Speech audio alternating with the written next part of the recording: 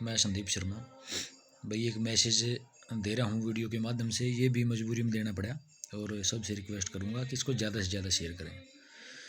पिछले काफ़ी दिनों से एक PDF लेटर फाइल बना रखी है, पलवल डिस्ट्रिक्ट से है। वो एक्स सर्विसमैन कोई इनकी अपनी एसोसिएशन है या वेलफेयर कोई भी है जो उनकी संस्था है, वो बार बार जो है अपने आप को हाईलाइट करने के लिए होमगार्ड जवानों को अनुभवहीन या ओछा दिखाने की कोशिश कर रहे हैं। तो ये मैसेज मैं उन लोगों के लिए देना चाहता हूँ। देखिए, भारतीय सेना जो है एक रिस्पेक्टेबल फोर्स है और हम उसकी, चाहे हरियाणा होमगार्ड का ही जवान है, चाहे ऑल इंडिया का कोई भी है व्यक्ति, वो इज्जत करता है। तो हम आपसे ये निवेदन करेंगे कि इस प्रकार की अच्छी हरकतें करना बंद कर दें। अगर आप लोगों को लगता है कि सरकार आपको कम सुविधाएं दे रही है तो आप अपनी क्राइटेरिया पे, अपनी योग्यताओं पे फाइट करिए। मैं कहना तो नहीं चाहता था, लेकिन आज मैं आपको कह रहा हूँ, ये सरकार का सबसे बड़ा गलत स्टेप है जो आप लोगों को दोबारा यहाँ पे सर्विस दे रहे हैं। अगर आप लोगों की इतनी अच्छी योग्यताएं हैं तो आप फौज से क्यों आते हो?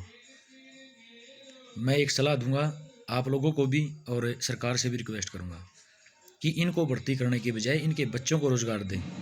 आप लोगों को सेना अगर पेंशन देती है वो इसलिए नहीं देती है कि आप लोग जाके कहीं और रोज़गार करें। जब आप पेंशन आते हो तो सेना आपका एक एग्रीमेंट साइन करवाती है और उसमें आपको पेंशन का ये जो हक दिया हुआ है इसलिए दिया हुआ है कि जब भी सेना को ज़रूरत पड़ेगी वो आपको बिना रोक टोक के बुला सकती है। और दूसरी बात है, आप बार बार इस लेटर में ये लिख रहे हो, वायरल कर रहे हो कि जो है जी अनुभवहीन होमगार्ड हैं, इनके बराबर हमारा वेतन, हमारी बेइज्जती है। तो आप लोगों की इज्जत तब थी जब आप लोग एक सैनिक थे। अब आप सिविलियन हो, हर तरह की सुविधाएं ले रहे हो और आप लोग तो हरियाणा के बेरोज़गार नवयुवकों के ऊपर बोझ हो। आप दोबारा बेरोज़गारी बढ़ा रहे हो। जब आपको पेंशन मिल रही है, आपको सारी सुविधाएं मिल रही हैं, तो आप उनके हकों पर वार कर रहे हो। और दूसरी बात, हरियाणा होमगार्ड के जवानों को समय समय पर कोर्स कराए जाते हैं, ट्रेनिंग दी जाती है। और आप लोगों को फ़ौज के अंदर एक तरह की फ़ौज नहीं होती जो सरहदों पर लड़ती है।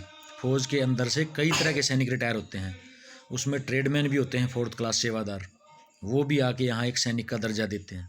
तो आप लोग पहले अपना आत्मविश्लेषण करिए कि जो SPO के अंदर जो फौजी तैनात हैं उनके अंदर क्या सारे ही सैनिक ट्रेड से हैं?